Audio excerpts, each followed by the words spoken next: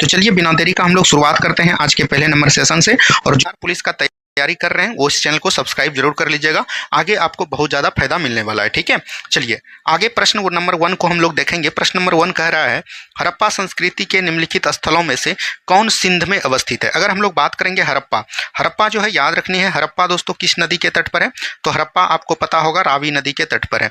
अच्छा, इसका खोज किसके द्वारा किया गया था, तो याद रखनी है दयाराम साहनी के द्वारा। किसके द्वारा किया गया था दोस्तों, दयाराम साहनी के द्वारा किया गया था। हड़प्पा के अगर सिंध में बात करेंगे हम लोग तो एक मोहनजोदड़ो होता है और एक चनहुद्रो होता है। ठीक है, तो यहाँ पर से 2 एवं 3 जो है आपका राइट आंसर हो जाएगा ऑप्शन नंबर बी।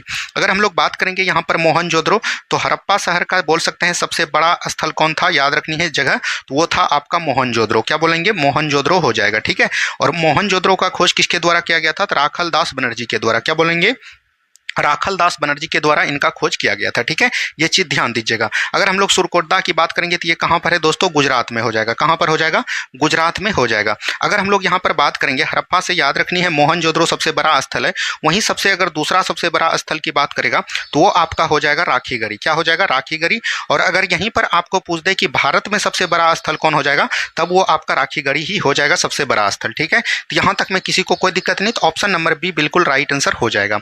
चलिए बढ़ेंगे हम लोग अगले सवाल की तरफ। नेक्स्ट क्वेश्चन को ध्यान से देखिए क्या बोल रहा है। सिंधु घाटी सभ्यता के संदर्भ में निम्नलिखित कथनों पर विचार कीजिए। सिंधु घाटी सभ्यता के संदर्भ में आपको बताना है, यह प्रमुखतः लौकिक सभ्यता तथा उसमें धार्मिक तत्व यद्यपि उपस्थित था, क्या वर्चस्वशील नहीं था। बिल्कुल ठीक है दोस्तों, सिंधु घाटी सभ्यता में सभी धार्मिक तत्व को देखा गया है, लेकिन वो उतना वर्चस्व नहीं था, मतलब कि उतना जो है बोल सकते हैं कि जो अभी हाईलाइट रहता था उस समय हाईलाइट नहीं था। तो ये कथन बिल्कुल ठीक है। उस काल में भारत के कपास के वस्त्र बनाए जाते थे, बिल्कुल बनाए जाते थे। तो यहाँ पर से राइट आंसर हो जाएगा ऑप्शन नंबर ए एवं डी, 2 जिसने जो है सी बनाया होगा उसका बिल्कुल राइट आंसर है। अगर हम लोग बात करेंगे सिंधु घाटी सभ्यता, जिसको हड़प्पा सभ्यता के नाम से भी जानते हैं, इसका अगर स्थल की बात करेंगे तो ये 4 स्थल में जो है विभाजित था। और इसका अगर क्षेत्रफल की बात करेगा हड़प्पा सभ्यता का, तो ये कितना था, 13 लाख वर्ग किलोमीटर में फैला गया था। कितना दोस्तों, 13 लाख वर्ग किलोमीटर में फैला गया था। अगर हम लोग यहीं पर पूर्वी की बात करेंगे तो पूर्वी में आपका कौन हो जाएगा, तो याद रखनी है आपके एग्जाम में पूछा गया है आलमगीरपुर। क्या हो जाएगा, आलमगीरपुर हो जाएंगे। ठीक है, अच्छा आलमगीरपुर किस नदी के तट पर है, तो याद रखनी है हिंडन नदी के तट पर। दरोगा में भी पूछा है और बिहार पुलिस में। अगर वहीं दक्षिणी की बात करेगा तो ये हो जाएगा 2 से दक्षिण 2 से दैमाबाद। क्या बोलेंगे, 2 से दक्षिण 2 से दैमाबाद। अगर हम लोग पश्चिमी की बात करेंगे तो यही हो जाएगा सुतका गंडोर। ठीक है, सुतका गंडोर हो जाएगा। और अगर हम लोग बात करेंगे उत्तर में आपका क्या होता है, मांडा। मांडा कहाँ पर पड़ता है दोस्तों, लद्दाख में पड़ता है। ठीक है, ये सभी बात को एकदम आपको ध्यान देनी है। चलिए आगे की बात करेगा। नेक्स्ट क्वेश्चन है गायत्री मंत्र की रचना किसने की थी। देखिए गायत्री मंत्र का उल्लेख दोस्तों आपको पता होगा, वेद कितने हैं, 4 वेद हैं। तो ऋग वेद आपने पढ़ा होगा, सबसे प्राचीन वेद कौन होता है, ऋग वेद। ऋग वेद में अगर हम लोग बात करेंगे कितने मंडल की चर्चा है, 10 मंडल की चर्चा है। और बोल सकते हैं 1028 क्या है इसमें सूक्त पाए जाते हैं। और अगर हम लोग ऋचाएं की बात करेंगे तो 10,462 जो है क्या पाए जाते हैं, ऋचाएं इसमें पाए जाते हैं। इसमें टोटल 10 मंडल जो है, 10 मंडल के तीसरे मंडल में ही याद रखनी है गायत्री मंत्र का उल्लेख किया गया है। और गायत्री मंत्र का उल्लेख किसने किया है, विश्वामित्र के द्वारा किया गया था। हम जो खान सर का अभी टॉनिक बैच पढ़ा रहे हैं उसमें आपको हमने ये चीज बताया था। ठीक है, ये चीज ध्यान दीजिएगा। ये आपका राइट आंसर क्या हो जाएगा, ऑप्शन नंबर बी हो जाएंगे। और अगर वेद की बात करेंगे तो आपका 4 वेद में से ऋग वेद हो गया। उसके बाद आपका कौन होता है दोस्तों, यजुर्वेद होता है। ठीक है, उसके बाद अगर हम लोग बात करेंगे तो आपका कौन होता है, सामवेद होता है। और आपका कौन होता है, अथर्ववेद होता है। लेकिन याद रखनी है आपके एग्जाम में जो पूछा गया है वेदत्रयी। क्या बोलेंगे, वेदत्रयी। वेदत्रयी में ऐसा कौन सा वेद है जिसको शामिल नहीं किया गया है, वो याद रखनी है अथर्ववेद हो जाएगा। क्या हो जाएगा दोस्तों, अथर्ववेद को ध्यान दीजिएगा। ठीक है, चलिए आगे की बात करेगा। नेक्स्ट क्वेश्चन है बुद्ध के जीवन की 4 महत्वपूर्ण घटनाओं को और उनके संबंध 4 स्थानों के नीचे उल्लेख दिए गए हैं। ये 2 स्तंभ 1 एवं 2 के अंकित है, आपको इनका सुमेलित करना है। तो हमको सुमेलित करना है, यहाँ पर जन्म है, ये क्या है, जनस मतलब जन्म हुआ। ठीक है, जन्म दोस्तों कहाँ पर हुआ था, तो यहाँ पर गौतम बुद्ध के बारे में टोटल चीज थोड़ा सा जान लीजिए ताकि ये प्रश्न आपको बनाने में सहूलियत मिले। ठीक है, अगर हम लोग बात करेंगे यहाँ पर गौतम बुद्ध का दोस्तों जन्म कब होता है, तो याद रखनी है 563 BC में होता है। और कहाँ पर होता है दोस्तों, लुम्बिनी में होता है। कहाँ पर होता है, लुम्बिनी में होता है। ठीक है, याद रखनी है इन्होंने जो दोस्तों गृह त्याग किया, बोल सकते हैं 29 वर्ष की अवस्था में इन्होंने क्या किया था दोस्तों, गृह त्याग किया था। क्या बोलेंगे, गृह त्याग किया था। और गृह त्याग के बाद जो दोस्तों इनको ज्ञान की प्राप्ति हुआ था। ज्ञान की प्राप्ति कहाँ पर हुआ था, तो बोध गया में हुआ था। कहाँ पर हुआ था दोस्तों, गया में, जिसको हम लोग बाद में क्या बोले, बोध गया बोले। ठीक है, यहाँ तक में किसी को कोई प्रॉब्लम नहीं। और याद रखनी है जब ज्ञान की प्राप्ति हुई सबसे पहला जो उपदेश दिया, उपदेश दोस्तों इन्होंने कहाँ पर दिया, याद रखनी है सारनाथ में दिया। कहाँ पर दिया, सारनाथ में दिया। ठीक है, ये चीज ध्यान दीजिएगा। और इनकी मृत्यु कब होती है दोस्तों, तो याद रखनी है 483 बीसी में हो जाता है। और ये कहाँ पर होता है, कुशीनगर में। अच्छा, कुशीनगर जो है आपको पता होगा किस महाजनपद की राजधानी है, तो मल्ल महाजनपद की राजधानी है। ठीक है, यहाँ तक आपको ध्यान दीजिएगा। और जो है गौतम बुद्ध से रिलेटेड आपको यहाँ पर याद रखनी है, गौतम बुद्ध के जो है माता का नाम महामाया था। उनका जो है मृत्यु 7 दिन के दौरान, जन्म के 7 दिन के बाद ही हो जाता है। इनका पालन पोषण कौन करता है, तो याद रखनी है प्रजापति गौतमी करते हैं, जो कि इनका सतीली माँ एवं मौसी बोल सकते हैं। इनको एक पुत्र की प्राप्ति हुआ, पुत्र का नाम क्या रहता है, राहुल। गौतम बुद्ध के बचपन का नाम क्या था दोस्तों, सिद्धार्थ नाम था। क्या था, सिद्धार्थ नाम था। ठीक है, तो ये सभी बातों को भी ध्यान दीजिएगा। तो अब यहाँ पर देखिए जन्म, जन्म दोस्तों कहाँ पर हुआ था, लुम्बिनी में। तो एक का हो जाएगा 3। ठीक है, ज्ञान की प्राप्ति कहाँ पर बताया हमने, बोध गया में, तो ये हो जाएगा 2। ठीक है, प्रथम प्रवचन कहाँ पर दिया था, सारनाथ में, तो ये 1 हो जाएगा। महापरिनिर्वाण, महापरिनिर्वाण किसको बोले, तो मृत्यु को बोले। गौतम बुद्ध का जो मृत्यु हुआ उसको बौद्ध धर्म में हम लोग किस नाम से जानते हैं, महापरिनिर्वाण के नाम से। तो ये कुशीनगर, ये 4 हो जाएगा। 3 2 1 4 देख लीजिए कहाँ पर है, 3 2 1 4 ऑप्शन नंबर सी में है, तो ऑप्शन नंबर सी बिल्कुल राइट आंसर यहाँ से आपका हो जाएगा। ठीक है, चलिए बढ़ेंगे हम लोग अगले सवाल की तरफ। नेक्स्ट क्वेश्चन को ध्यान से देखिए क्या बोल रहा है। जैन तीर्थकर पार्श्वनाथ निम्नलिखित स्थानों में से मुख्यतः किससे संबंधित है। अगर हम लोग बात करेंगे यहाँ पर जैन धर्म, किसकी बात करेंगे, जैन धर्म। अगर हम लोग जैन धर्म की संस्थापक की बात करेंगे तो वो आपका कौन हो जाएगा, ऋषभनाथ हो जाएगा, ऋषभदेव हो जाएंगे। ठीक है, ऋषभदेव, और इन्हीं का नाम जो हम लोग आदिनाथ के नाम से जानते हैं। क्या बोलेंगे, आदिनाथ के प्रथम जैन तीर्थकर यही हुए, और बोल सकते हैं संस्थापक भी यही हुआ। ठीक है, इसका अगर हम लोग प्रतीक चिन्ह भी आपके एग्जाम में पूछा जाता है, अगर प्रतीक चिन्ह पूछेगा तो याद रखनी है साण हो जाएगा। ठीक है, ये चीज ध्यान दीजिएगा। अगर हम लोग बात करेंगे जैन धर्म में टोटल कितने तीर्थकर हुए, टोटल 24 तीर्थकर हुए, 24 तीर्थकर हुए। इसमें जो याद रखनी है 23वां तीर्थकर जो आपका हो जाएगा वो आपका क्या हो जाएगा, पार्श्वनाथ हो जाएंगे। क्या हो जाएंगे, पार्श्वनाथ। और इनका जन्म जो है दोस्तों याद रखनी है वाराणसी के शासक, बोल सकते हैं वाराणसी के शासक था दोस्तों कौन, अश्वसेन। अश्वसेन का पुत्र कौन हुआ करता था, याद रखनी है पार्श्वनाथ हुआ करता था। ठीक है, और ये जैन धर्म के 23वें तीर्थकर हुए। और इनको जो है याद रखनी है पहचान, इसका प्रतीक चिन्ह की बात करेगा, प्रतीक चिन्ह इनका क्या हो जाएगा, सांप हो जाएगा। क्या हो जाएगा, सांप या सप्र भी बोल सकते हैं। ठीक है, ये चीज ध्यान दीजिएगा। वहीं हम लोग बात करेंगे जैन धर्म के जो अंतिम एवं 24वें तीर्थकर हुए, वो आपका कौन हुआ, महावीर स्वामी हुआ। महावीर स्वामी के बारे में आपके एग्जाम में पूछा जाएगा। महावीर स्वामी का याद रखनी है, अगर हम लोग बात करेंगे तो महावीर स्वामी के पिताजी का नाम क्या था, तो याद रखनी है सिद्धार्थ नाम हो जाएगा।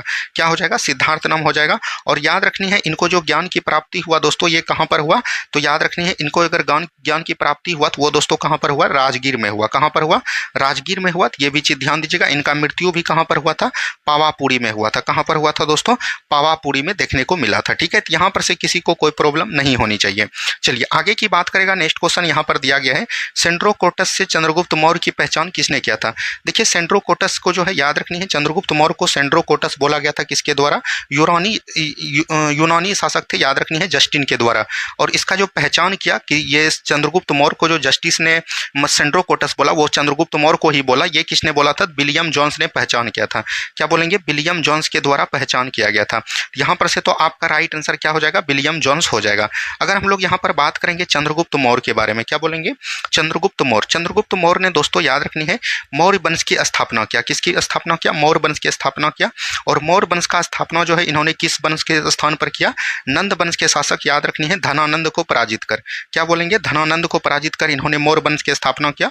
और धनानंद को पराजित करने में इनका कौन साथ दिया, याद रखनी है इनका जो है चाणक्य हो जाएंगे। चाणक्य को विष्णुगुप्त या कौटिल्य के नाम से जानते हैं। इनकी एक रचना भी है अर्थशास्त्र। क्या बोलेंगे, अर्थशास्त्र हो जाएगा। और याद रखनी है मौर्य वंश का अगर हम लोग कार्यकाल की बात करेंगे तो 322 ईसा पूर्व से याद रखनी है 185 ईसा पूर्व तक चला। और इनका जो है याद रखनी है सबसे अंतिम शासक जो हुआ वो कौन हुआ, बृहद्रथ हुआ। और बृहद्रथ की हत्या किसके द्वारा किया जाता है, इसका सेनापति ही रहता है, याद रखनी है पुष्यमित्र शुंग। और पुष्यमित्र शुंग ने जो है इनकी हत्या कर देती है और मौर्य वंश के स्थान पर शुंग वंश की स्थापना कर देती है। ठीक है, चलिए आगे की बात करेगा। नेक्स्ट क्वेश्चन है, निम्नलिखित में से कौन स्रोत मौर्यों के नगर प्रशासन का विस्तृत विवरण प्रस्तुत करता है। देखिए 305 बीसी में जो है याद रखनी है बोल सकते हैं चंद्रगुप्त मौर्य। क्या बोलेंगे, चंद्रगुप्त मौर्य। ठीक है, और बोल सकते हैं सिकंदर का बोल सकते हैं सेनापति था सेल्यूकस निकेटर। क्या बोलेंगे, सेल्यूकस निकेटर। इन दोनों के बीच जो है क्या होता है, युद्ध होता है।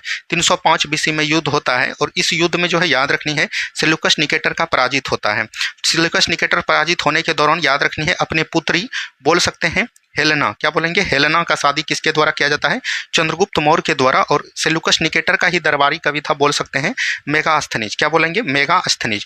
और मेगास्थनीज देखते होंगे अभी शादी ब्याह में जो है अगवा जो जाता है, या लोकनिया जो जाता है दोस्तों लड़की के साथ, वही लोकनिया के रूप में मेगास्थनीज को भेजा गया था चंद्रगुप्त मौर्य के दरबार में। किसने भेजा था, सेल्यूकस निकेटर ने भेजा था। और इन्हीं का एक रचना था, याद रखनी है, इंडिका।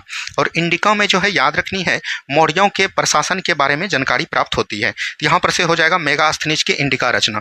और इसी ने जो है बोला था कि याद रखनी है भारत के लोग जो है लिखने की कला नहीं जानते हैं, किसने बोला था, मेगास्थनीज के द्वारा ही बोला गया था। लेकिन यहाँ पर से ध्यान दीजिएगा, यहाँ पर है कौटिल्य का अर्थशास्त्र। कौटिल्य के अर्थशास्त्र में याद रखनी है मौर्य के जो बारे में ही जानकारी मिलती है, लेकिन याद रखनी है मौर्य के राजनीति के बारे में जानकारी मिलती है। यहाँ का राजनीतिक विवरण कैसा था, ये सब चीज को जानकारी कहाँ पर मिलता है, कौटिल्य के अर्थशास्त्र में, जिसको हम लोग चाणक्य के नाम से भी जानते हैं। ठीक है, चलिए आगे की बात करेगा। यहाँ पर मिलान करना है। अशोक को दोस्तों हम लोग किस नाम से जानते हैं, प्रियदर्शनी के नाम से जानते हैं, 4 हो जाएगा। कनिष्क को हम लोग किस नाम से जानते हैं, कनिष्क को विक्रमादित्य के नाम से जानते हैं, तो 1 हो जाएगा। खारबेल को कलिंग चक्रवर्ती के नाम से जानते हैं, तो 2 हो जाएगा। कुमारगुप्त को हम लोग महेंद्र द्वितीय के नाम से जानते हैं, 3 हो जाएगा। 4 1 2 3 होना चाहिए। कनिष्क को याद रखनी है देवपुत्र के नाम से भी जाना जाता है दोस्तों। तो एक यहाँ पर लगता है छूट गया है, तो आप लोग जो है देख लीजिए 1 2 3 कहाँ पर है, 1 2 3 अगर 4 2 3, ठीक है 4 2 3, इसको ऑप्शन सही कर लीजिएगा। यहाँ पर ऐसा कुछ नहीं दिया गया है, इसको एक बार आप लोग मिला लीजिएगा, ठीक है। क्योंकि कनिष्क को जो है याद रखनी है देवपुत्र के नाम से जाना जाता है, ना कि विक्रमादित्य से। विक्रमादित्य अगर हम लोग जाते हैं तो यहाँ पर 4 1 2 3 होता है, ठीक है। 4 1 2 3 दोस्तों कहीं पर ऑप्शन नहीं दिख रहा है, ठीक है, इसको एक बार देख लीजिएगा। चलिए आगे की बात करेगा। नेक्स्ट क्वेश्चन है, निम्नलिखित में से किस गुप्त शासक ने सर्वप्रथम सिक्के जारी किए। तो याद रखनी है सर्वप्रथम गुप्त शासक की बात करेगा तो गुप्त शासक याद रखनी है सिक्के जारी करने वाले कौन हुए, याद रखनी है चंद्रगुप्त प्रथम हुए। चंद्रगुप्त प्रथम ने याद रखनी है शकों को पराजित किया, क्या बोलेंगे, शकों को पराजित किया, ठीक है। और शकों जो पराजित किया इसी के उपलक्ष्य में याद रखनी है इन्होंने जो है चांदी का सिक्का चलाया, क्या बोलेंगे, चांदी का सिक्का चलाया। और चांदी का सिक्का का नाम क्या रखा, याद रखनी है रुपयक, क्या बोलेंगे, रुपयक नाम रखा, ठीक है। तो इसको एकदम ध्यान दीजिएगा। तो राइट आंसर क्या हो जाएगा, ऑप्शन नंबर ए।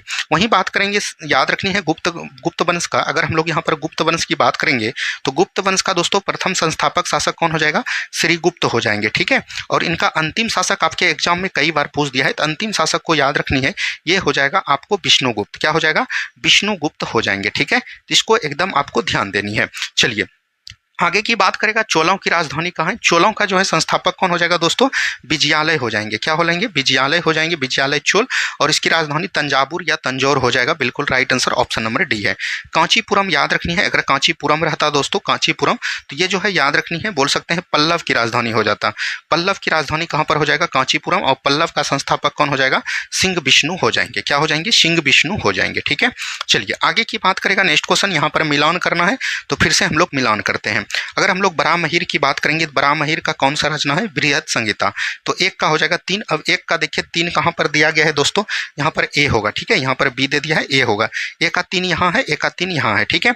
बी की बात करेंगे, विशाख दत्त के द्वारा क्या लिखा गया था, तो याद रखनी है देवी चंद्रगुप्तम लिखा गया था, तो ये हो जाएगा 3। बी का हो जाएगा 3, बी का हो जाएगा यहाँ पर से ए का दोस्तों 3, बी का हो जाएगा 4, ठीक है। क्षुद्रक दोस्तों किसका रचना है, मृच्छकटिकम। क्षुद्रक का रचना क्या है, मृच्छकटिकम। और बिल्हन, बिल्हन का रचना क्या हो जाएगा, विक्रमादेव चरित, ठीक है। तो ये हो जाएगा 5। तो 3 4 2 5 देख लीजिए कहाँ पर है, 3 4 2 5 ऑप्शन नंबर बी में है। ऑप्शन नंबर बी बिल्कुल राइट आंसर आपका हो जाएगा, ठीक है, ये चीज ध्यान दीजिएगा। चलिए आगे की बात करेगा, निम्नलिखित में से किसने राष्ट्रकूट साम्राज्य की नींव रखी। अगर हम लोग बात करेंगे राष्ट्रकूट वंश का संस्थापक कौन हो जाएगा, दंती दुर्ग हो जाएगा, क्या हो जाएगा, दंती दुर्ग हो जाएगा। तो ऑप्शन नंबर बी बिल्कुल राइट आंसर आपका हो जाएगा, ठीक है। महाराष्ट्र में याद रखनी है अलोरा की गुफाएं, क्या बोलेंगे, अलोरा की गुफाएं जो है किसने बनाया था दोस्तों, तो अलोरा की गुफाएं जो है याद रखनी है, ये जो है राष्ट्रकूट वंश के कृष्ण प्रथम ने बनाया था, ठीक है। तो ये चीज ध्यान दीजिएगा। और इसकी राजधानी आपके एग्जाम में कई बार पूछा गया कि राष्ट्रकूट वंश की राजधानी कहाँ पर हुआ करता था, तो याद रखनी है मान्यखेत, क्या बोलेंगे, मान्यखेत इनकी राजधानी हुआ करता था, ठीक है। चलिए आगे की बात करेगा, दिल्ली की राजगद्दी पर अफगान शासक के शासन का निम्नलिखित में से कौन सा सही। अफगान जैसे ही बोल दिया दोस्तों, तो याद रखनी है आपको लोदी वंश को ध्यान दीजिएगा। क्या बोलेंगे, अफगान शासक कौन थे, लोदी वंश। लोदी वंश का संस्थापक कौन होता है, बहलोल लोदी होता है, क्या बोलेंगे, बहलोल लोदी होता है, ठीक है। बहलोल लोदी के बाद कौन आता है, सिकंदर शाह लोदी आता है, सिकंदर लोदी आता है, ठीक है। सिकंदर लोदी के बाद याद रखनी है अंतिम आपका कौन होता है, इब्राहिम लोदी लोदी होता है। क्या बोलेंगे? इब्राहिम लोदी। और इब्राहिम लोदी को याद रखनी है, एक युद्ध आपको पता होगा, पानीपत का प्रथम युद्ध। पानीपत का प्रथम युद्ध जो दोस्तों होता है, पानीपत का प्रथम युद्ध कब होता है? 1526 ईस्वी को होता है। इसमें लोदी वंश को, या लोदी वंश के अंतिम शासक इब्राहिम लोदी को पराजित कौन करता है? बाबर करता है। और बाबर ने, याद रखनी है, लोदी वंश के स्थान पर किस वंश का नींव डालता है? मुगल वंश की नींव डालती है। तो राइट आंसर हो जाएगा बहलोल लोदी, सिकंदर लोदी और इब्राहिम लोदी। तो बहलोल लोदी यहाँ पर है, उसके बाद सिकंदर शाह, उसके बाद हो जाएगा इब्राहिम लोदी। तो ऑप्शन नंबर सी बिल्कुल राइट आंसर हो जाएंगे। ठीक है, चलिए नेक्स्ट क्वेश्चन है, निम्न यात्रियों को पधारने का क्या अनुक्रम रहा था? सबसे पहले दोस्तों कौन आए थे? तो याद रखनी है, अलबरूनी आए थे और ये मोहम्मद गजनी के साथ आए थे। ठीक है, मोहम्मद गजनवी के साथ आए थे, ये चीज ध्यान दीजिएगा। इब्न बतूता 1333 ईस्वी में आया था और ये 1000 बोल सकते हैं, 1100 ईस्वी में ही, 1107 ईस्वी में ही ये आ गए थे। ठीक है, उसके बाद याद रखनी है, अगर हम लोग बात करेंगे, उसके बाद ट्रेवेनियर तो दोस्तों बहुत बाद आया है, उसके बाद मनोची भी बाद आया है। तो सबसे पहले अगर हम लोग बात करेंगे तो ये हो जाएगा 3-1। 3-1 देख लीजिए कहाँ पर है, 3 पहले 1, उसके बाद 2, उसके बाद 4 आया। ठीक है, लास्ट में कौन आया? मनूची आया था। ठीक है, तो ये चीज ध्यान दीजिएगा। आगे की बात करेगा, नेक्स्ट क्वेश्चन है, निम्नलिखित में से कौन सा एक ही सुमेलित है, यानी कि एक सुमेलित है। ठीक है, काकतीय वंश की राजधानी कहाँ पर हो जाएगा? तो याद रखनी है, वारंगल हो जाएगा। इसका राजधानी दिया गया है तो ये वारंगल हो जाएगा। यादव वंश की राजधानी कहाँ पर हो जाएगा? देवगिरी हो जाएगा। ठीक है, अगर हम लोग पांड्य वंश की राजधानी की बात करेंगे तो ये मदुरै हो जाएगा। ठीक है, और होयसल वंश की राजधानी कहाँ हो जाएगा? द्वार समुद्र। तो ऑप्शन नंबर बी बिल्कुल राइट आंसर यहाँ पर से आपका हो जाएगा। ठीक है, चलिए नेक्स्ट क्वेश्चन है, तुजु के बावरी किस भाषा में लिखा गया था? आपको पता होगा मुगलों की जो है, याद रखनी है, राजकीय भाषा क्या हुआ करता था? फारसी हुआ करता था। ठीक है, लेकिन अगर हम लोग बात करेंगे, ये जो तुजु के बावरी लिखा गया है, जो कि बाबर द्वारा रचित किया गया था, और बाबर जो है, याद रखनी है, बोल सकते हैं बाबर की आत्मकथा था। ठीक है, और इसको जो लिखा गया था तुर्की भाषा में लिखा गया था। ठीक है, लेकिन बाद के दिनों में जो है इनको जो है फारसी भाषा में जो है इंक्लूड किया गया था। और ये किसके द्वारा किया गया था? तो अकबर के द्वारा किया गया था। और अकबर का एक, याद रखनी है, लेखक था इसके दरबार में, अब्दुल रहीम खाने खाना। क्या बोलेंगे? अब्दुल रहीम खाने खाना के द्वारा जो है इनका जो है, याद रखनी है, क्या किया गया था? अनुवाद किया गया था। ठीक है, तो ये चीज एकदम आपको ध्यान दीजिएगा। वहीं पर से याद रखनी है आपको 2-3 एकदम याद रखनी है, जहांगीर नामा। क्या बोलेंगे? जहांगीर नामा किसने लिखा था? ठीक है, वहीं पर याद रखेंगे, आपको पूछा जाएगा हुमायूं नामा किसके द्वारा लिखा गया था? हुमायूं नामा आपसे पूछा जाएगा किसके द्वारा लिखा गया था? तो जहांगीर नामा याद रखनी है, खुद जहांगीर के द्वारा आत्मकथा है, और हुमायूं नामा गुलबदन बेगम के द्वारा लिखा गया था। कई बार एग्जाम में पूछे गए हैं, तो इसको एकदम आपको ध्यान दीजिएगा। ठीक है, चलिए आगे की बात करेगा, अकबर के शासनकाल की निम्नलिखित घटनाओं को कलमानुसार व्यवस्थित कीजिए। अगर हम लोग बात करेंगे, देखिए कई बार हम ये क्वेश्चन बता भी दिए होंगे आपको। अकबर जो है मुगल वंश का सबसे महान शासक हुआ। इनका कार्यकाल की बात करेंगे तो ये 1556 से लेकर 1605 तक इनका कार्यकाल देखने को मिलता है। ठीक है, इन्होंने सबसे पहले, याद रखनी है, 1562 ईस्वी में क्या किया, 1563 में क्या किया, 1564 में क्या किया, 1575 में क्या किया, उसके बाद 1579 में क्या किया, उसके बाद याद रखनी है 1582 में क्या किया, फिर जो है 1583 में क्या किया। यहाँ से आपका सवाल जो है आए दिनों पूछा जाएगा। अगर हम लोग बात करेंगे 1562 में इन्होंने क्या किया था? सबसे पहले दास प्रथा को समाप्त किया था। ठीक है, 1563 में इन्होंने, याद रखनी है, तीर्थ यात्रा पर प्रतिबंध लगाया था। ठीक है, उसके बाद 1564 में इन्होंने जजिया कर की समाप्ति किया था। 1575 में इन्होंने, याद रखनी है, इबादत खाना की स्थापना किया था। क्या बोलेंगे? इबादत खाना की स्थापना किया था। 1579 ईस्वी में इन्होंने मजहर की घोषणा किया था।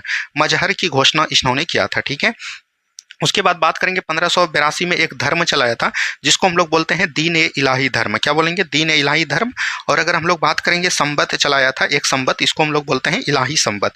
ये कब चलाया गया था? 1583 ईस्वी में। तो वहीं से अकबर के बारे में सवाल पूछा जाएगा, इससे बाहर सवाल नहीं पूछता है। ठीक है, अगर अकबर के शासन जजिया कर की समाप्ति दोस्तों कब लगाया था? तो 1564 ईस्वी में। ठीक है, मजहर पर घोषणा कब किया था? 1579 ईस्वी में। इबादत खाना का निर्माण कब किया गया था? याद रखनी है 1575 ईस्वी में। दीन इलाही संबत कब चलाया था? 1582। सबसे पहले कौन आ जाएगा? एक आ जाएगा। उसके बाद अगर हम लोग बात करेंगे 2, 3, 4, तो 1, 2, 3, 4 हो जाएगा। ऑप्शन नंबर ए बिल्कुल राइट आंसर यहाँ से आपका हो जाएगा। ठीक है, चलिए आगे की बात करेंगे हम लोग। नेक्स्ट क्वेश्चन यहाँ पर एक दूसरे को मिलाना है। आज आपके एग्जाम में जो है क्वेश्चन में जो ज़्यादा जो है मिलान वाला दे दिया, तो इसको आप लोग को डायरेक्ट याद कर लेना है। इससे होगा कि एक ही क्वेश्चन में देखिए आपको 4 सवाल मिलने की संभावना बन रही है। ठीक है, अगर हम लोग बाबर ने बात करेंगे तो संभल में जो है जमा मस्जिद का निर्माण कराया था, तो 1 का 1 हो जाएगा। हुमायूं ने दीनपनाह नगर बनाया था और इसी से गिरकर जो है इनका मृत्यु हुआ था।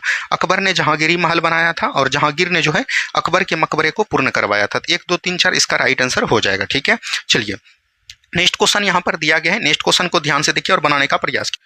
यहाँ पर बोला गया है शिवाजी का छत्रपति के रूप में औपचारिक राज्याभिषेक कहाँ पर हुआ था। अगर हम लोग बात करेंगे शिवाजी का जो है, याद रखनी है मराठा साम्राज्य का संस्थापक कौन हो जाएगा, शिवाजी हो जाएंगे, ठीक है। और इनका जो है राज्याभिषेक, जो अगर हम लोग बात करेंगे राज्याभिषेक दोस्तों कब हुआ था, तो राज्याभिषेक इनके जो है याद रखनी है 1674 ईस्वी में किया गया था।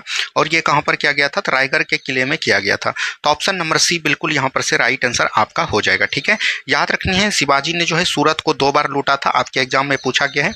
एक याद रखनी है हम लोग बात करेंगे कब लूटा गया था, एक 1664 ईस्वी में लूटा गया था और एक याद रखनी है 1670 ईस्वी में लूटा गया था। शिवाजी से एक चीज याद रखनी है, 1665 ईस्वी में जो है याद रखनी है औरंगजेब के सेनापति जय सिंह और बोल सकते हैं शिवाजी के बीच जो है एक संधि होता है जिसको हम लोग बोलते हैं पुरंदर की संधि, ठीक है। ये भी चीज एकदम आपको ध्यान देनी है, ठीक है। चलिए आगे की बात करेगा। नेक्स्ट क्वेश्चन यहाँ पर दिया गया है, फ्रांसीसी ईस्ट इंडिया कंपनी स्थापित हुई थी। फ्रांसीसी ईस्ट इंडिया कंपनी का भारत में स्थापना कब हुआ था, 1664 ईस्वी में हुआ था। उस समय फ्रांस का याद रखनी है शासक कौन हुआ करता था, लुई 14वां हुआ करता था। लुई 14वां इतना खर्चीला था, इतना खर्चीला था कि मत पूछिए दोस्तों। फ्रांस को मतलब बोल सकते हैं कि बहुत ही कम कर दिया। उसके बाद जो लुई 16वां हुआ, इसी के समय में जो है याद रखनी है 1789 ईस्वी में क्या होता है, फ्रांस की क्रांति होती है, ठीक है। फ्रांसीसी क्रांति दोस्तों कब होती है, याद रखनी है। लुई 16वां खर्चीला नहीं था, लेकिन इसका पत्नी जो याद रखनी है अस्टरिया की राजकुमारी थी और ये भी दोस्तों उतना खर्चीला था कि मत पूछिए। इन्हीं के समय में जो है याद रखनी है, अगर आपके एग्जाम में पूछा गया है बस्तिल का किला का संबंध दोस्तों किससे है, तो याद रखनी है इसी से है। और इसी को हम लोग क्या बोलते थे, चुड़ैलों का ढाबा बोलते हैं, याद रखनी है। चुड़ैलों का ढाबा के नाम से किसको बोलते हैं, तो याद रखनी है फ्रांसीसी क्रांति से ही संबंधित हो जाएगा, ठीक है। चलिए सम्राट शाह आलम द्वितीय ने ईस्ट इंडिया कंपनी को बंगाल, बिहार और उड़ीसा का दीवानी प्रदान किया था। अगर हम लोग बात करेंगे, एक आपको पता होगा बक्सर का युद्ध, ठीक है। बक्सर का युद्ध दोस्तों कब हुआ था, तो बक्सर का युद्ध आपको पता होगा 22 अक्टूबर 1764 को हुआ था। कब हुआ था, 22 अक्टूबर 1764 को बक्सर का युद्ध हुआ था। और इस युद्ध में याद रखनी है अंग्रेजी सेना का विजय हुआ था और बोल सकते हैं भारत के संयुक्त सेना की हार हुई थी। और इसमें भारत की संयुक्त सेना में कौन कौन थे, मुगल शासक शाह आलम द्वितीय थे, अवध का नवाब शुजाउद्दौला था और बोल सकते हैं बंगाल का पदरिक्त नवाब जो है कौन थे, याद रखनी है मीर कासिम। तो इसी के बाद याद रखनी है 12 अगस्त 1765 ईस्वी को दोस्तों क्या होता है, एक संधि होता है जिसको हम लोग बोलते हैं इलाहाबाद की संधि। क्या बोलते हैं, इलाहाबाद की संधि। इलाहाबाद की संधि दोस्तों किसके किसके बीच होता है, मुगल शासक शाह आलम द्वितीय और याद रखनी है रॉबर्ट क्लाइव के बीच। और रॉबर्ट क्लाइव के बीच जो दोस्तों संधि होता है, इस संधि में याद रखनी है मतलब युद्ध को हारने के हवजाने के दौर पर याद रखनी है मुगल शासक शाह आलम द्वितीय को जो है 26 लाख रुपया वार्षिक पेंशन देने का योजना करता है अंग्रेज के द्वारा। और उसके बदले में याद रखनी है बिहार, बंगाल और उड़ीसा, क्या बोलेंगे, बिहार, बंगाल और उड़ीसा का जो है दीवानी अधिकार किसको मिल जाता है, अंग्रेजों को मिल जाता है, ठीक है। तो ये हो जाएगा 12 अगस्त 1765। ऑप्शन नंबर ए बिल्कुल राइट आंसर आपका हो जाएगा, ठीक है। चलिए आगे की बात करेगा। नेक्स्ट क्वेश्चन है, निम्नांकित में से किसका सुमेल नहीं है, यानी कि कौन सा कथन गलत है, ठीक है। तो हम लोग को गलत को पहचानना है। लॉर्ड कॉर्नवालिस अस्थायी बंदोबस्त का जनक लॉर्ड कॉर्नवालिस हो जाएगा। लॉर्ड वेलेजली सहायक संधि का जन्मदाता, बिल्कुल ठीक है, ठीक है। अगर हम लोग बात करेंगे लॉर्ड डलहौजी व्यक्तिगत का सिद्धांत, इसको हम लोग हड़प नीति बोलते हैं।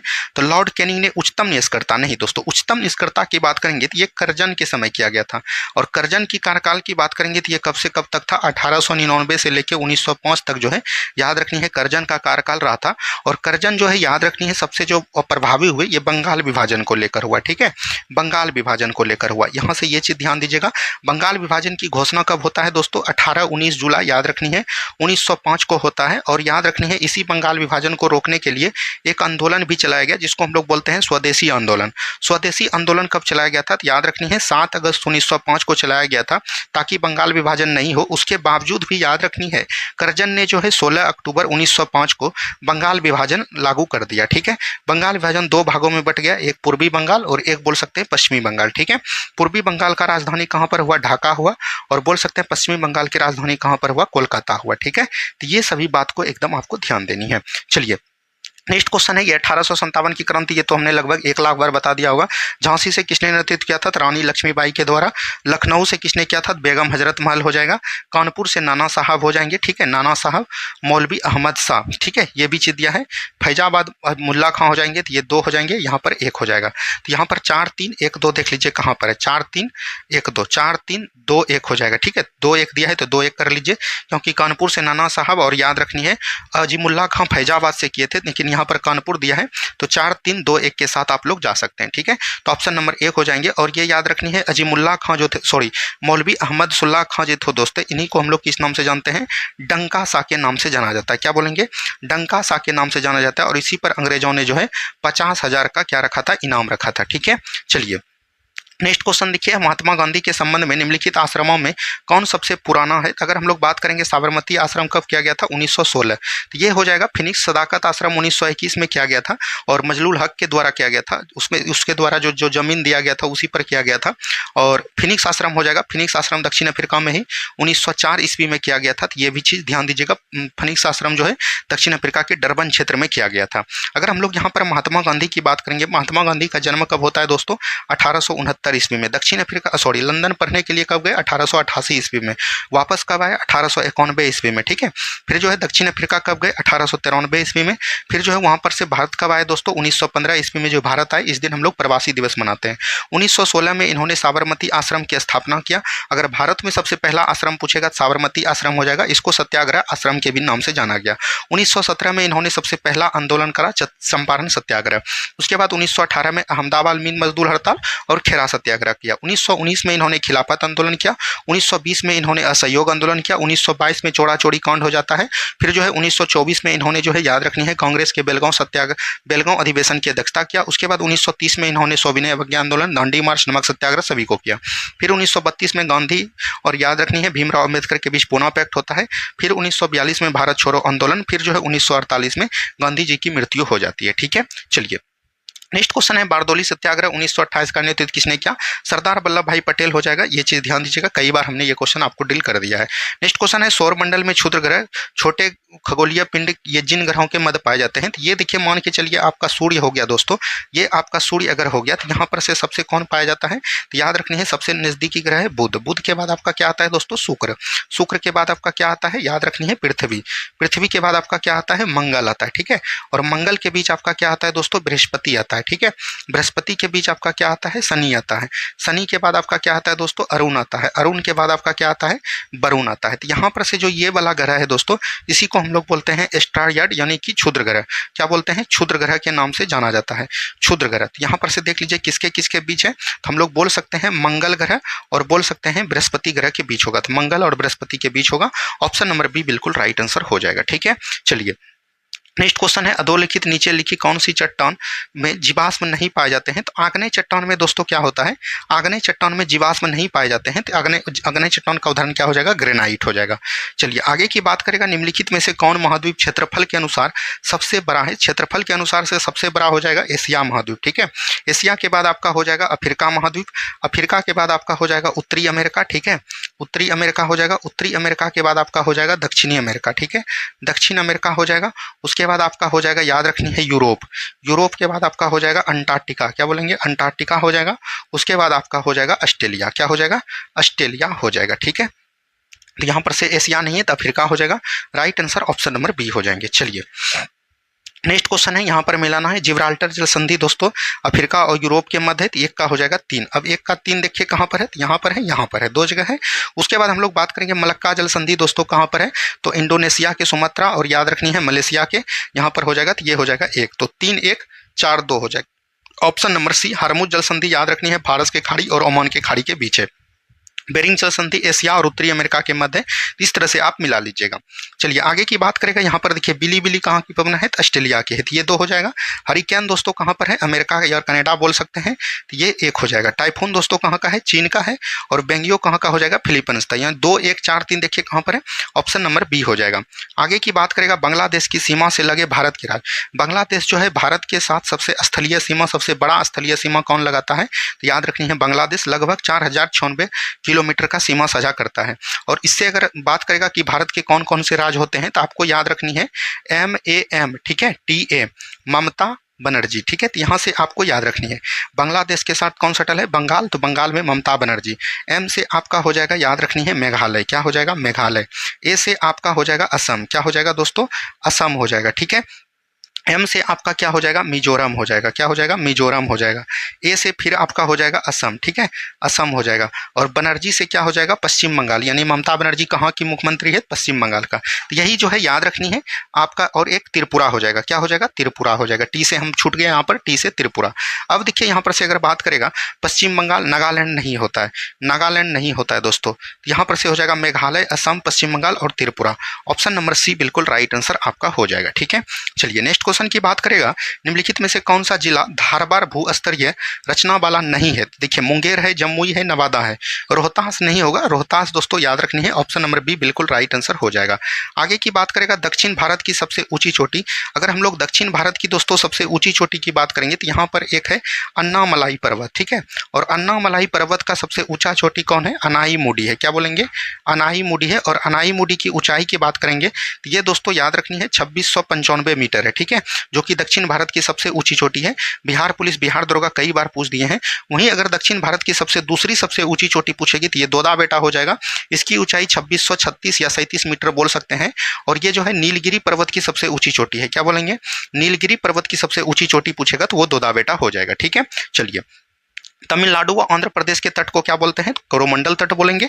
Option number A. उत्तरी सरकार तट किसको बोलते हैं, तो याद रखनी है आंध्र प्रदेश वाला क्षेत्र और बोल सकते हैं उड़ीसा के बीच को उत्कल तट, उत्तरी सरकार तट बोलते हैं। कोकन दोस्तों महाराष्ट्र के तट को क्या बोलते हैं, याद रखनी है कोकन तट। मलाबार याद रखनी है केरल के तट को क्या बोलते हैं, मलाबार तट बोलते हैं, ठीक है। चलिए आगे की बात करेगा भौगोलिक क्षेत्र की दृष्टि से भारत के निम्न जिलों में से कौन सा जिला सबसे बड़ा है, तो याद रखनी है कच्छ का जिला। कच्छ का जिला दोस्तों सबसे बड़ा है, तो यहाँ पर से हो जाएगा कच्छ, ऑप्शन नंबर बी हो जाएगा। आगे की बात करेगा बिहार के किस जिले में गंगा नदी सबसे लंबी बहती है। अगर गंगा नदी की बात करेंगे तो गंगा नदी याद रखनी है बिहार के कुल 12 जिलों में बहती है, ठीक है। और बिहार के कुल 12 जिलों में बहती हुई याद रखनी है सबसे अधिक जो है पटना में बहती है। पटना जिला में लगभग जो है 99 किलोमीटर का सीमा साझा करती है। और बिहार में अगर प्रवेश करती है गंगा नदी तो ये बक्सर से प्रवेश करती है दोस्तों। और याद रखिएगा ये कहाँ से निकलती है, तो कटिहार के समीप निकल जाती है, ठीक है। यहाँ से एकदम आपको ध्यान दीजिएगा, तो पटना आपका राइट आंसर हो जाएगा। गंगा नदी की लंबाई की बात करेंगे तो 2525 किलोमीटर इसकी कुल लंबाई है, ठीक है। चलिए नेक्स्ट क्वेश्चन है सूची 1 को सूची 2 के साथ मिलाना है। लो एस कहाँ पर है, उड़ीसा में। तंबा दोस्तों कहाँ पर हो जाएगा, अगर हम लोग तंबा की बात करेंगे तो तंबा आपका अगर हम लोग बात करेंगे दोस्तों तो ये राजस्थान में हो जाएगा। सोना कर्नाटक में हो जाएगा। अवरग आंध्र प्रदेश में हो जाएगा। तो 1 3 2 4 देख लीजिए कहाँ पर है, 1 3 2 4 ऑप्शन नंबर ए में हो जाएगा, ठीक है। चलिए नेक्स्ट क्वेश्चन की बात करेंगे संविधान सभा का प्रांतीय संविधान समिति का अध्यक्ष कौन था, ये डॉक्टर भीमराव अम्बेडकर हो जाएंगे। प्रांतीय समिति को याद रखनी है हम लोग मसौदा कमेटी के नाम से भी जानते हैं, ठीक है। और इसी को हम लोग ड्राफ्टिंग कमेटी के नाम से भी जानते हैं। जो भी आपके ऑप्शन में देगा इस तरह से प्रश्न आपको ध्यान दीजिएगा। इसमें टोटल दोस्तों इसका गठन कब किया गया था, तो 29 अगस्त 1947 को किया गया था। इसमें टोटल मेंबर की बात करेंगे टोटल 7 मेंबर हुआ, जो कि याद रखनी है इनका अध्यक्ष आपको हमने बता दिया डॉक्टर भीमराव अम्बेडकर हुए, डॉक्टर भीमराव अम्बेडकर हुए, ठीक है। और 6 अन्य सदस्य थे। 6 अन्य सदस्य को याद रखनी है। एक आपका हो जाएगा के एम मुंशी। क्या हो जाएगा, के एम मुंशी। दूसरा की बात करेंगे तो याद रखनी है गोपाल स्वामी अयंगर। क्या बोलेंगे, गोपाल स्वामी अयंगर, ठीक है।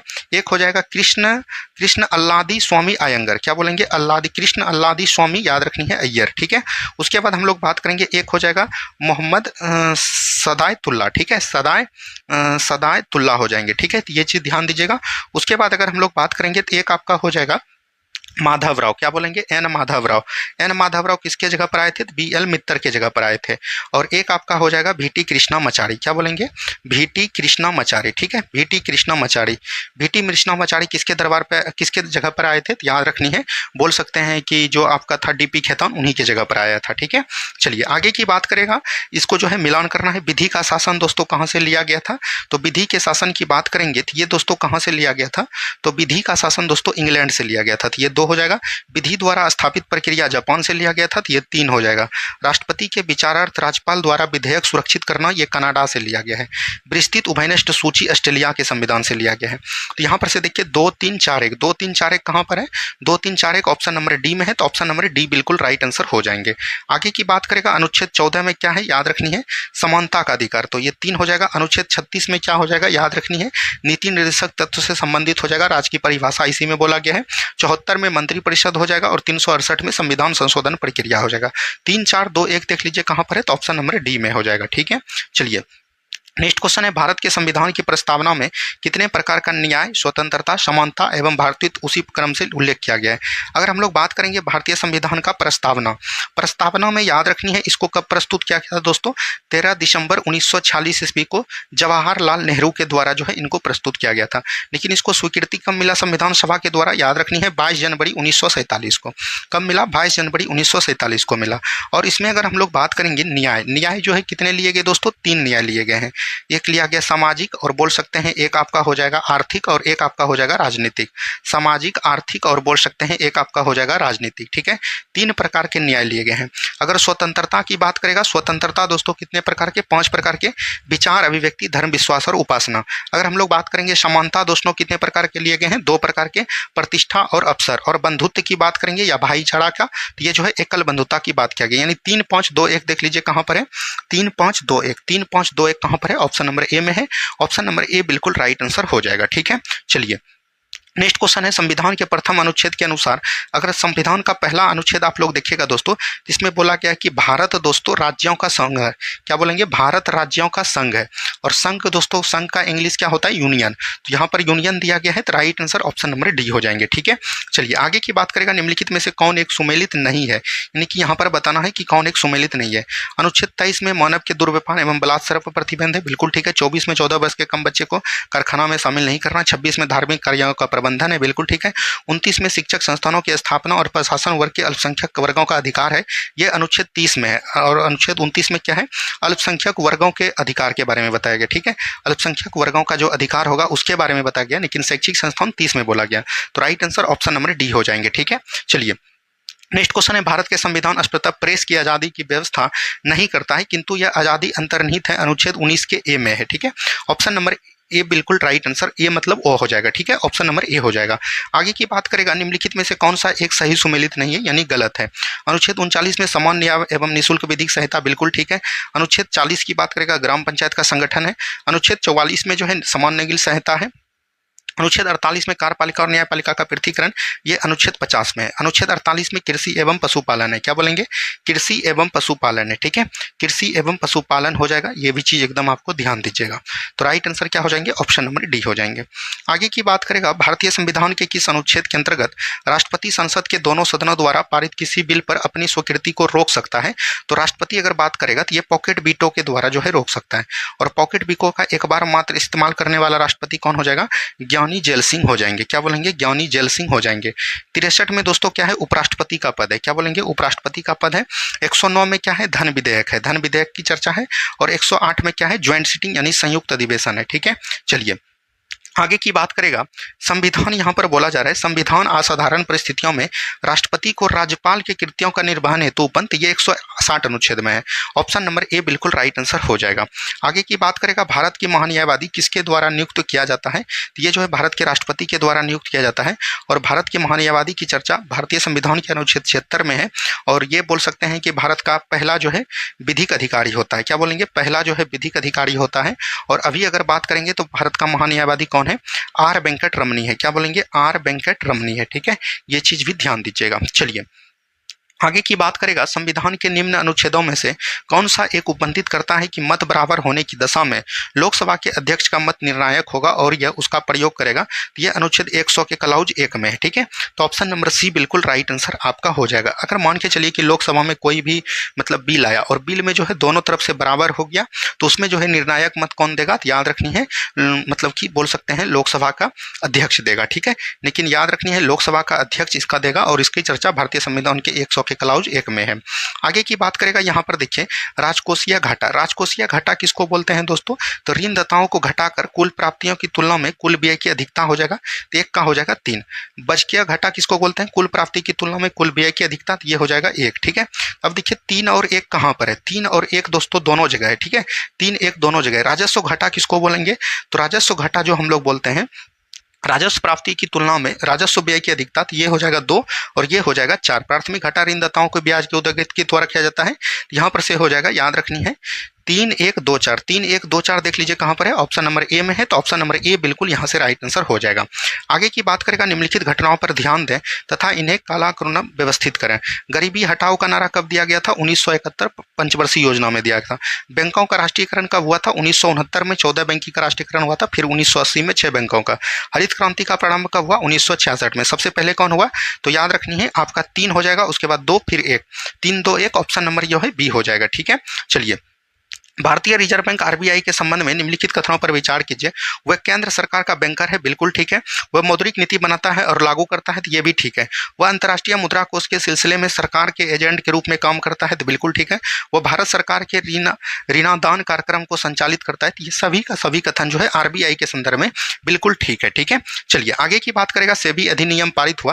देखिए सेबी का गठन अगर हम लोग बात करेंगे तो सेबी का फुल फॉर्म होता है stock exchange board of India.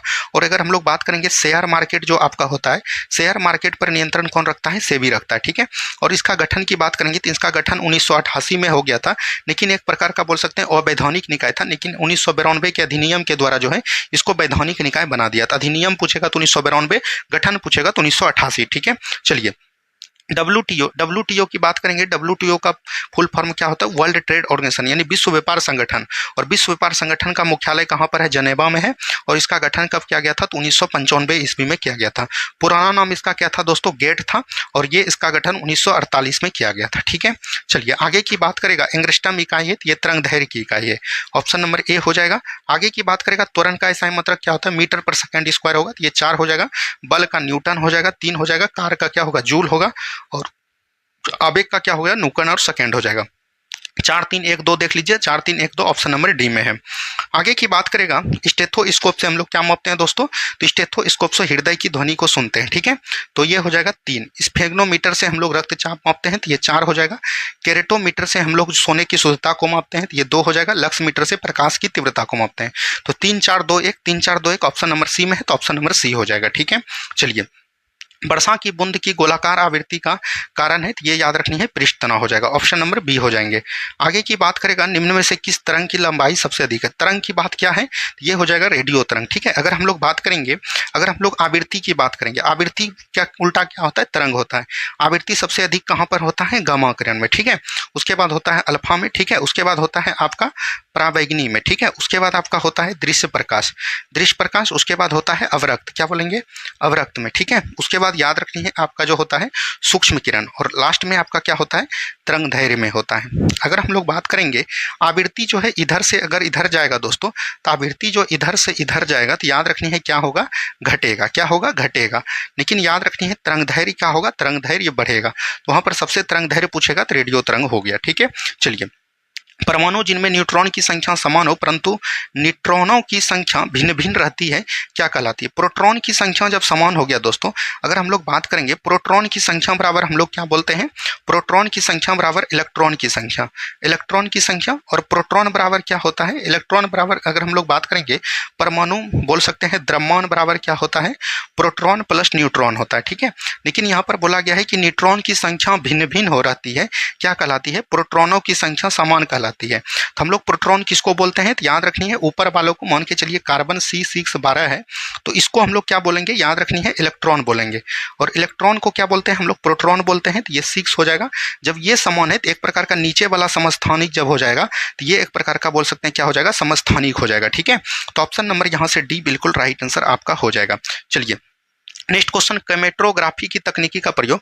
Chromatography क्या करते हैं? याद रखनी है एक जो बोल सकते हैं मतलब कि सबसे अलग तरह का जो मिश्रण होता है उसको अलग करता है, मतलब कि जटिल मिश्रण, यहाँ पर से बोल सकते हैं जटिल मिश्रण के पदार्थों को अलग करने में इसका प्रयोग किया जाता है। आगे की बात करेगा। निम्नलिखित द्रवों में से कौन सा ऊष्मा का बहुत अच्छा चालक है? तो पारा हो जाएगा, ऑप्शन नंबर ए हो जाएंगे। आगे की बात करेगा असु गैस, असु गैस इसमें से अमोनिया को आप लेके चल सकते हैं, तो ऑप्शन नंबर ए हो जाएगा। नेक्स्ट क्वेश्चन है सूची 1 को सूची 2 के साथ मिलाइए। नीलाथ होता, नीलाथ होता को हम लोग क्या बोलते हैं? कॉपर सल्फेट, ऑप्शन नंबर यहाँ से 4 हो जाएगा। एप्सम सॉल्ट बोलते हैं मैग्नीशियम सॉल्ट को, तो ये 3 हो जाएगा। बेकिंग सोडा को सोडियम बाइकार्बोनेट बोलते हैं और कास्टिक सोडा को सोडियम हाइड्रोक्साइड बोलते हैं, यहाँ पर से 2 हो जाएगा। 4 3 1 2 देख लीजिए कहाँ पर है? 4 3 1 2 ऑप्शन नंबर डी में है। ठीक है, चलिए नेक्स्ट क्वेश्चन है शक्कर के किण्वन से क्या बनता है? इथाइल अल्कोहल बनता है। ऑप्शन नंबर ए हो जाएगा। आगे की बात करेगा प्राकृतिक रबर किसका बहुलक है? तो आइसोप्रीन का बहुलक है। ऑप्शन नंबर ए हो जाएगा। नेक्स्ट क्वेश्चन है टेफ्लॉन इकाई है, तो टेफ्लॉन जो है दोस्तों याद रखनी है, एक प्रकार का बोल सकते हैं ये जो है नॉन स्टॉक बर्तन है, ठीक है, नॉन स्टॉक बर्तन बोला जाता है, ये फ्लोरोकार्बन का हो जाएगा। ऑप्शन नंबर ए हो जाएगा। नेक्स्ट क्वेश्चन यहाँ पर मिलाना है अचार दोस्तों खट्टा है, तो इसमें दोस्तों क्या पाया जाएगा? एसिटिक अम्ल पाया जाएगा, 2 हो जाएगा। खट्टा दूध में लैक्टिक अम्ल पाया जाएगा, सेब में दोस्तों मौलिक अम्ल पाया जाएगा, और शीतल पेय सोडा वाटर में कार्बोनिक अम्ल पाया जाएगा। यहाँ पर से देख लीजिए 2 3 4 1 कहाँ पर है? तो ऑप्शन नंबर बी में है। चलिए आगे की बात करेगा। नेक्स्ट क्वेश्चन है मच्छर भगाने वाली दवाओं में सक्रिय रसायन की बात करेगा तो एलिथ्रीन हो जाएगा। ऑप्शन नंबर ए हो जाएगा। नेक्स्ट क्वेश्चन है रेशम कीट पालन को कहते हैं सेरीकल्चर। एपीकल्चर किसको बोलते हैं? मधुमक्खी पालन, याद रखनी है मधुमक्खी पालन। हॉर्टिकल्चर किसको बोलते हैं? बागवानी को बोलते हैं, ठीक है, बागवानी को। फ्लोरिकल्चर किसको बोलते हैं? फ्लोरिकल्चर की अगर हम लोग बात करेंगे तो फूलों का अध्ययन क्या कहलाता है? फ्लोरिकल्चर शायद कहलाता है, इसको एक बार देख लीजिएगा, ठीक है। चलिए नेक्स्ट क्वेश्चन चट्टान पर उगने वाले पौधा पादप को क्या कहते हैं? इसको हम लोग लिम्फोसाइट के नाम से जानते हैं, ठीक है, और लिम्फोसाइट का इंग्लिश हिंदी यहाँ पर दिया गया है सेलोविद हो जाएगा।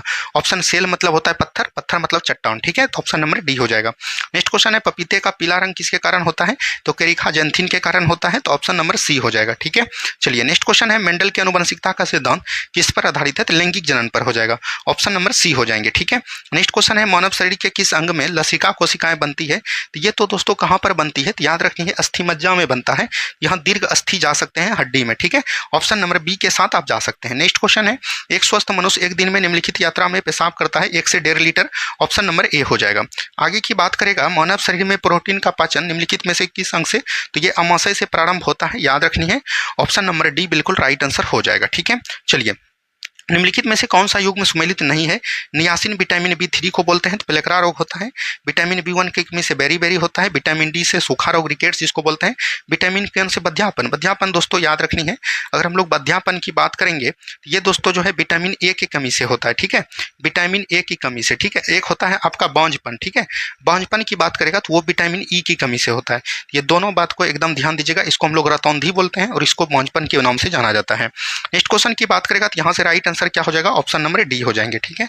चलिए नेक्स्ट क्वेश्चन है अंतर्राष्ट्रीय सौर गठबंधन के देश साझेदारी ढांचे पर हस्ताक्षर करने वाला पहला अफ्रीकी देश कौन बन गया?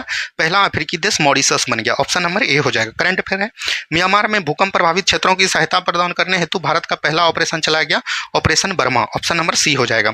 फिर जो है ऑपरेशन करुणा भी चलाया गया था म्यांमार के साथ। ऑर्डर ऑफ एक्सीलेंस अवार्ड से किस देश ने प्रधानमंत्री को सम्मानित किया है? तो गुयाना के, ठीक है, ऑप्शन नंबर ए हो जाएगा। नेक्स्ट क्वेश्चन है भारत और किस देश ने 2026 को सांस्कृतिक पर्यावरण AI के वर्ष के रूप में मनाने की घोषणा किया? तो याद रखनी है जयशंकर का दौरा जो किए थे एस जयशंकर विदेश मंत्री स्पेन का, वहीं पर मनाने की बात की गई है। नेक्स्ट क्वेश्चन है भारत ने अपना पहला समुद्री पाड़िया जन औषधि केंद्र का उद्घाटन कहाँ किया? तो ये मॉरिशस में किया, तो ऑप्शन नंबर ए हो जाएगा।